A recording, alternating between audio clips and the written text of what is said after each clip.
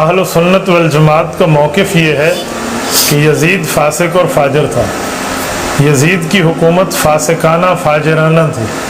یزید کا حکم ہم اسی لیے نہیں مانتے، سیدنا حسین ابن علی رضی اللہ تعالی عنہما ان کے مقابلے میں حق پر تھے. یزید حق پر نہیں ہے، لیکن ہم یزید کو کافر نہیں کہتے، فاسق فاجر ضرور کہتے ہیں.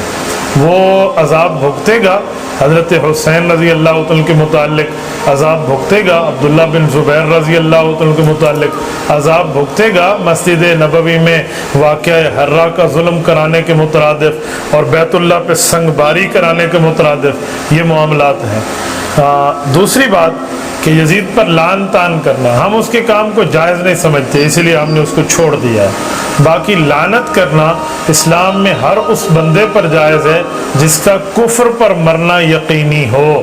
یزید ظلم پہ تو مرا ہے، کفر پہ مرا ہے یا نہیں مرا اس بارے میں یقینی بات نہیں ہے.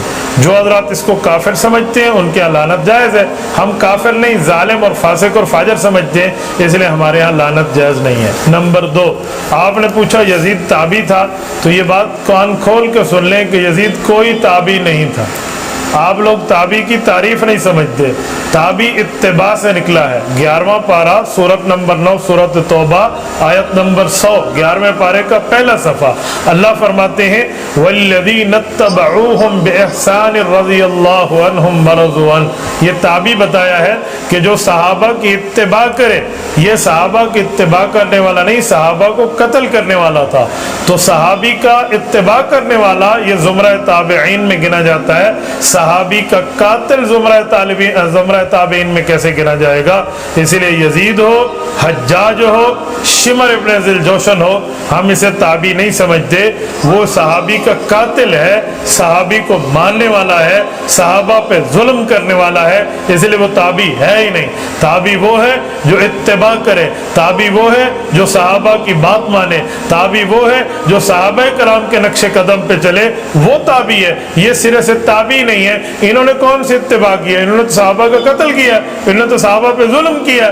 سعید ابن جبیر جیسے سید التابعین کا خون یہ حجاج بن یوسف کی گردن پر ہے. حضرت شیخ الحدیث مولانا زکریا کاندلی رحمہ اللہ کی تحقیق کے مطابق 1,20,000 آدمی کا قاتل ہے. یہ حجاج کو میں کیسے تابعی مانوں؟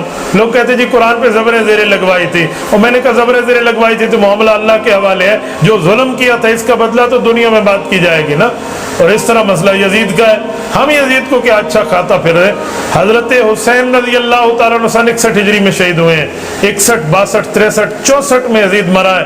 اس نے کوئی ٹرائل چلایا حضرت حسین کے قاتلین پہ؟ ان کو گرفتار کیا ہے، ان کے قتل کا بدلہ لیا ہے؟ نہیں لیا. یہ اس کا ذمہ دار ہے، اسی لیے یہ برابر کا حقدار ہے. ہم اسے تابعی نہیں سمجھتے.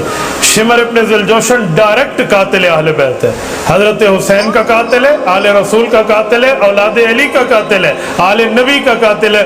اس کو ہم تابعی نہیں سمجھتے. یہ بالکل ظالم ہے. اس ظالم سے اللہ رب العزت امت مسلمہ کی ان جیسے ظالموں سے حفاظت فرمائے.